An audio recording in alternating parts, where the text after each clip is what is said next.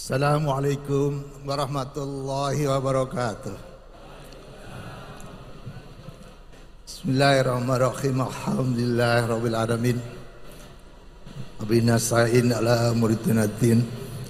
Salatu wassalamu ala asrofil anbiya wal mursalin sayyidina wa maulana Muhammad wa ala ashabihi ajmain amma ba'd. Al-muhtaramin, para alim, para kiai, para habaib, para hadirin yang dirahmati Allah Subhanahu wa taala, yang wabil khusus yang saya hormati yang mulia Rais Am Pengurus Besar Nahdlatul Ulama Kiai Haji Miftahul Ahyar,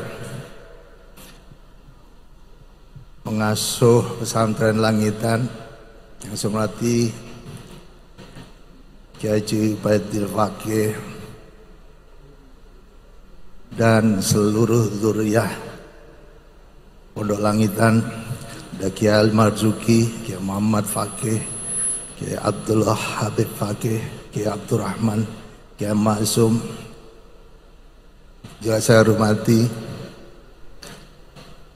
Kapolda Jawa Timur Bapak Nanang Afianto, Wakil Gubernur Jawa Timur Dr. Emil Estianto Dardak yang saya hormati, Habib Umar Al-Mutahhar, segenap Habib, para alim. Alhamdulillah ini kalau niki mendadak niki diutus nyambut. Nah, kalau wau tasik nembe tuki, tasik minum sekedhik, nah niki nyambut. Nopo sing kula sampai akan niki, tetapi ini khol memperingati masyayikh Langitan. Ini Masya Allah. Ini kali ini saya itu ingin menyampaikan hubungan antara Pondok Langitan dengan Pondok Tebuireng. Lah saya ini sekarang diamanahi untuk menjadi pengasuh di Pondok Pesantren Tebuireng sejak tahun 2020. Jadi saya mulai dari awal kita sudah menjaga hubungan dengan Langitan. Karena apa? Ini Kiai Hasyim Asy'ari itu pernah mondok di sini di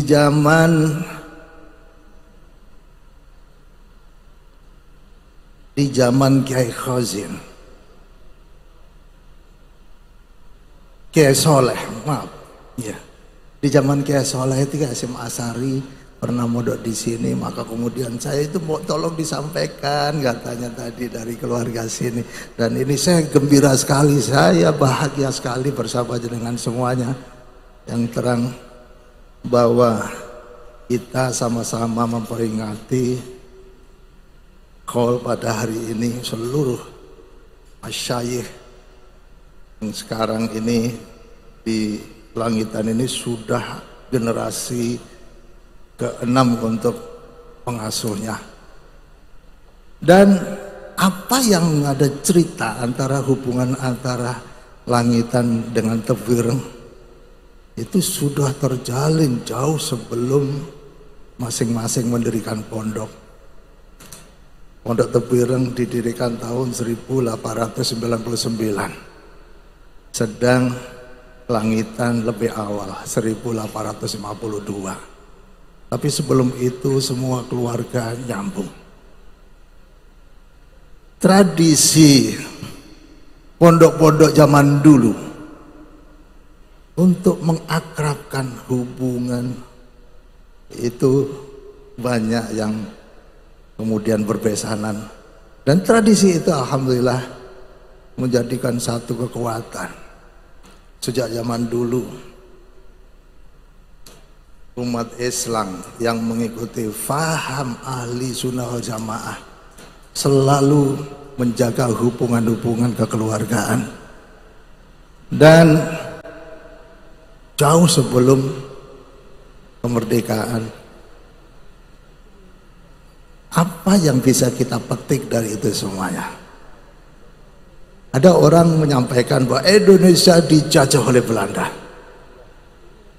Kalau saya tidak yakin, karena sebuah bangsa kalau dijajah oleh bangsa lain niscaya akan rusak, tradisinya rusak, budayanya rusak, peradabannya rusak. Nah, di Indonesia, Belanda keluar dari Indonesia tahun 1949. Tradisi ziarah makam tetap, tradisi mulutan tidak rusak, tradisi silaturahim, khol-khol pun juga tetap terjaga sampai sekarang.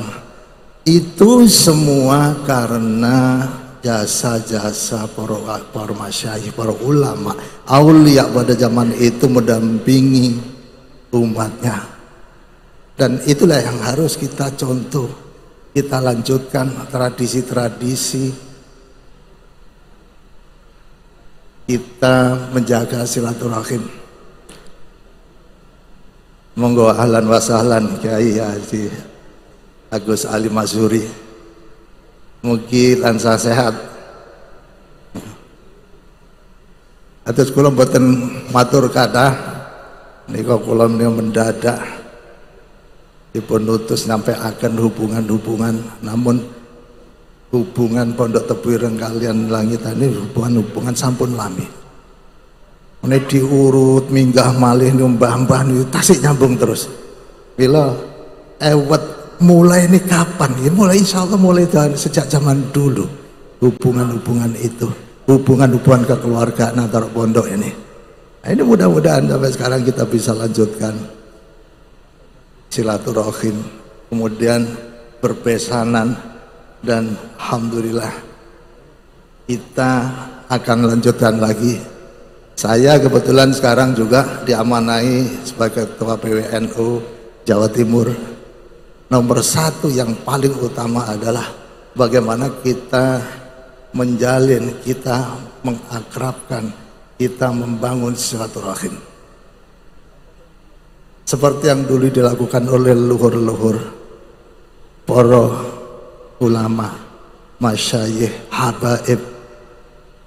Dulu mendirikan NU tahun 1926. Kemudian banyak sekali organisasi pada saat itu selain dari NU. Dan NU lahir tahun 26. NU tahun 37 memprakarsai berdirinya sebuah federasi, Majelis Islam A'la Indonesia, yang mana pada saat didirikan itu 13 organisasi tergabung di situ. NU sebagai pemrakarsa baru bergabung di tahun 1938. Kemudian yang lain-lain ikut gabung. Kemudian tahun 40 hampir seluruh komponen bangsa ini bergabung di Majelis Islam A'la Indonesia. Perjalanan berikutnya tahun 45 Indonesia memproklamasikan kemerdekaan pada tanggal 17 Agustus 1945. Kalau kita cari sebabnya, apa yang menjadikan Indonesia bisa merdeka? Tidak ada perjuangan bersenjata, tidak ada peperangan, perjuangan yang dilakukan akhirnya sampai Indonesia merdeka. Maka kemudian saya kalau melihat satu-satunya sebab itu adalah menyatunya umat Islam itu di dalam Majelis Islam A'la Indonesia. Semua komponen bersatu. Kemudian kalau kita buka lagi Qanun Asasi, itulah yang memang diperintahkan, wa'tasimu bihablillahi jami'ah wala tafarraqu. Dan itu tercapai di tahun 37. Dan tentunya Allah akan meridhoi itu semua. Dan yatullahi alal jamaah, kita dibimbing kemudian menuju ke satu kenikmatan yang luar biasa. Ini semuanya atas ikhtiar leluhur kita, termasuk dari Langitan, Tebu Ireng, dan hampir semua pondok-pondok pesantren ikut bergabung, dan akhirnya diuji dengan perjuangan lagi untuk mempertahankan kemerdekaan itu, pertempuran 10 November, dan itu semuanya adalah peran-peran pondok pesantren. Kita mesti menggali lagi sejarahnya, tetapi itu ada catatan-catatan yang bisa kita kumpulkan, dan itulah mudah-mudahan apa yang sekarang ini kita lakukan ini mendapat ridho dari Allah Subhanahu wa Ta'ala. Dibimbing lagi kita menuju satu kondisi di mana anugerah Allah, kenikmatan yang berikutnya lagi mudah-mudahan dicurahkan kepada kita semuanya, menjadikan umat Islam ini Islam yang sejahtera, guyup, dan mudah-mudahan kita bersama-sama dengan para masyayikh, para ulama, dan nanti bergabung dengan Rasulullah sallallahu alaihi wasallam di akhir nanti. Demikian yang saya sampaikan. Wallahul muwaffiq ila aqwamit thoriq. Assalamualaikum warahmatullahi wabarakatuh.